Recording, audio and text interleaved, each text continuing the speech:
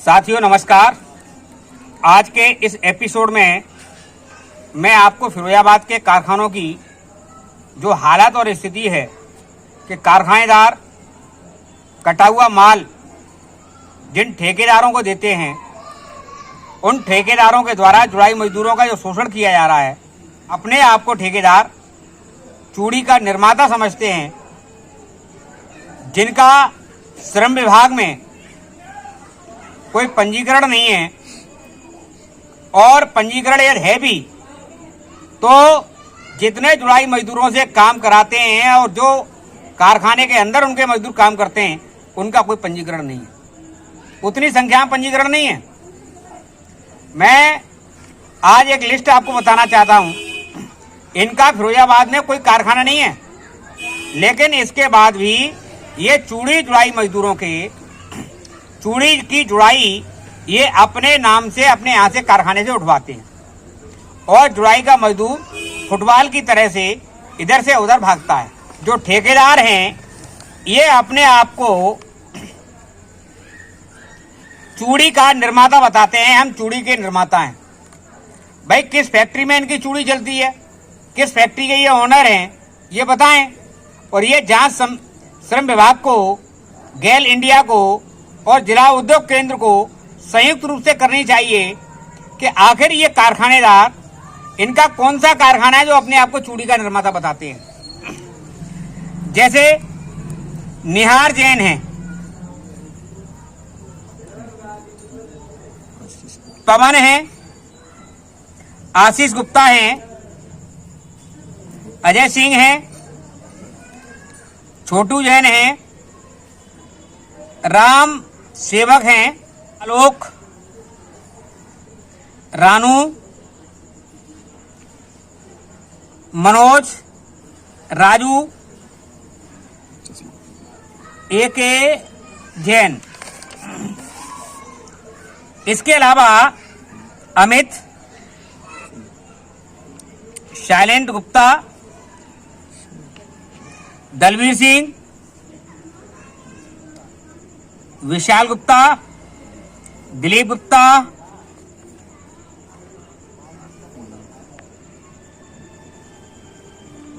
बंटी यादव, मयंक, मोहित गुप्ता, अरुण गुप्ता, अमित गुप्ता, खालिद भाई, नितिन जैन, आदित्य गुप्ता, नीरज अग्रवाल, मोहम्मद जलीम, मणि लाल, सफात, बबलू जैन, ये सारे नाम हैं। इनके अलावा जो पोट की भट्टियों में काम चलवाते हैं, इनका भी मैं कारखाना पूछना चाहता हूं, ये कौन से कारखाने के मालिक हैं। Ajit Jain, Sheetalkha road, Haji Badruddin bangle suppliers, Adil plane suppliers, AR bangle suppliers, Masiuddin, Mohammad Riyaz, SS bangle suppliers, Rayan Patel, Vakil Patel, Sajid Majid, Insaf Munna, Sahib Alam Ansari, Rubiya bangle suppliers, Abdul Mannan, Haji Arif, Haji Badshah, छोटे बड़े भाई, ऐसी कल, मुन्ना समसम, बड़ी मस्जिद के पास, Asif Bhura, Anil Thakur, Bablu Thakur, Pawan Madawar, Dhruv Babu, Arvind Agrawal, Kamal suppliers, Harshit Bhogle, Raja suppliers, Niranjan Pahalwan, Satish Pahalwan, Nurul Islam, Nusrat, Haji Atar, Haji Shabbir, Dilshad, Haji Irfan, Salim manager, Hasnain Pradhan, Warsi glass, Ali Fakhri, Haris, Haji Qasim, Gopal Gupta Ramnagar, Guddu Imtiyaz, Mehdi Hasan, Abdul Rahman, Bhurra Haji, Neel Kamal Jain, Haji Asif Jain,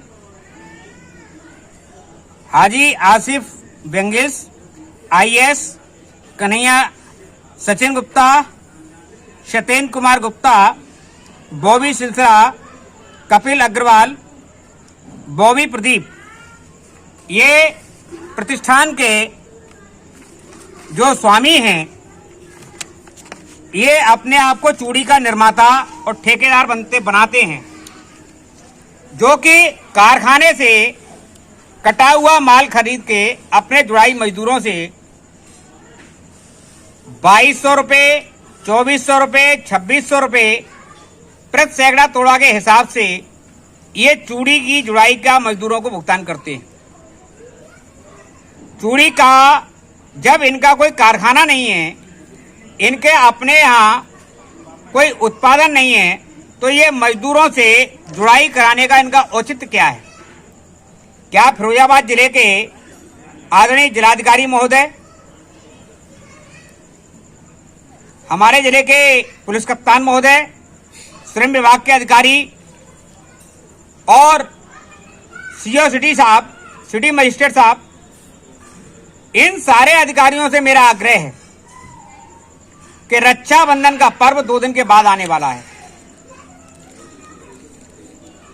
और मुहर्रम का त्योहार है। इस अवसर पर जुड़ाई के मजदूरों को ये सभी प्रतिष्ठानों के स्वामी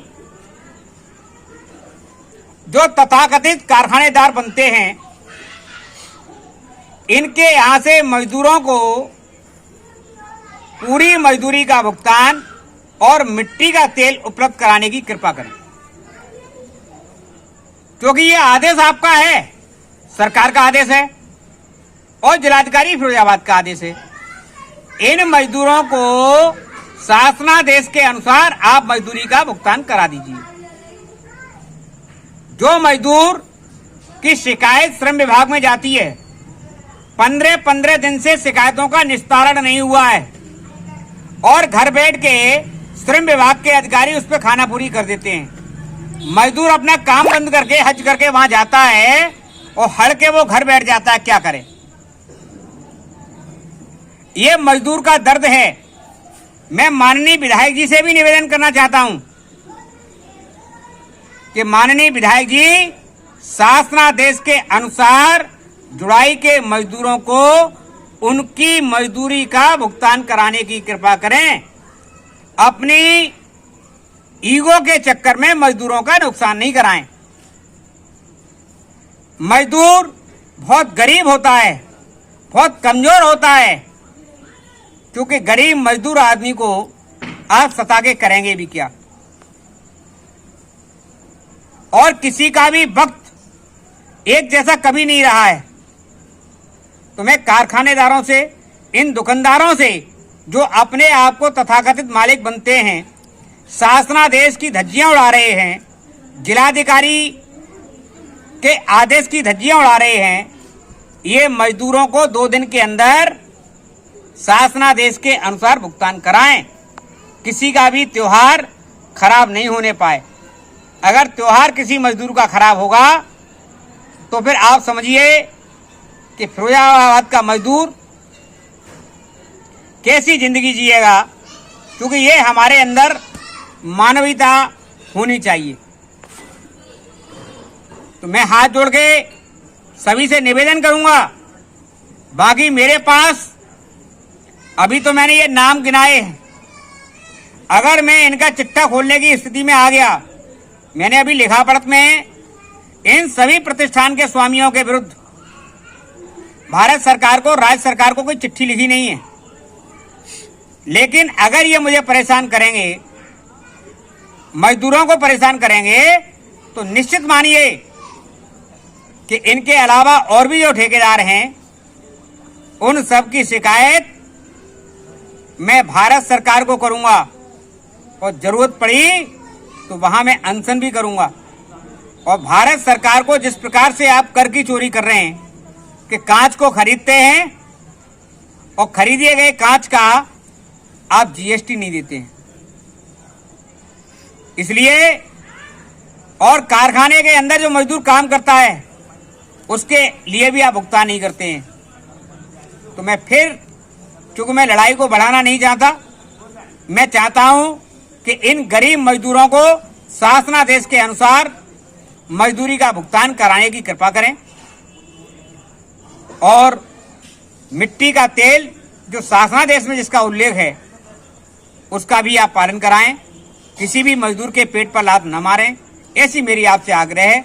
वरना अगर रक्षाबंधन पर और मुहर्रम के अवसर पर इन जुड़ाई के मजदूरों का भुगतान नहीं हुआ शासनादेश के अनुसार, तो फिर मैं रक्षाबंधन के बाद एक एक कारखानेदार की धन संपत्ति, वैभव और देशद्रोही गतिविधियों में लिप्त होने की सूचना को भी मैं प्रसारित करूंगा कि इनके पास जो संपत्ति है वो किन स्रोतों से आ रही है, जिसकी भारत सरकार के गृह मंत्रालय को जांच करनी चाहिए। तो मामला विवादित नहीं होना चाहिए। मेरा आग्रह है कि आपकी बिल्डिंगें 4-4 मंजिल की बिल्डिंगें आपने खड़ी कर रखी हैं सर्कुलर रोड पर, लेकिन गरीब मजदूर को उनका पेट मत काटिए, आप उनको पूरी मजदूरी दीजिए। और जब आप पूरी मजदूरी देंगे तो मेरा आपसे कोई बैर नहीं है। मैं धन्यवाद देना चाहूंगा एसबी ग्लास के मालिकान को, मैं धन्यवाद देना चाहूंगा इरफान ग्लास के मालिकान को, जिन्होंने मजदूरों को शासनादेश के अनुसार मजदूरी का भुगतान किया है और साथ ही मजदूरों को मिट्टी का तेल भी उपलब्ध कराया है। मैं सुपर ग्लास के मालिकान का भी धन्यवाद ज्ञापित करना चाहूंगा कि सुपर ग्लास के मालिकानों ने भी 3,000 रुपए की दर से मजदूरी का भुगतान किया है, लेकिन तेल दिया है नहीं दिया इसकी मुझको पूरी जानकारी नहीं है। पहले सबसे ज्यादा तेल देने का काम सुपर ग्लास के मालिक करते थे। मैं जो भी ईमानदार कारखानेदार हैं जो शासनादेश का पालन करेंगे, मैं उनके लिए तहे दिल से उनका धन्यवाद दूंगा। मजदूर के साथ शोषण मत करिए।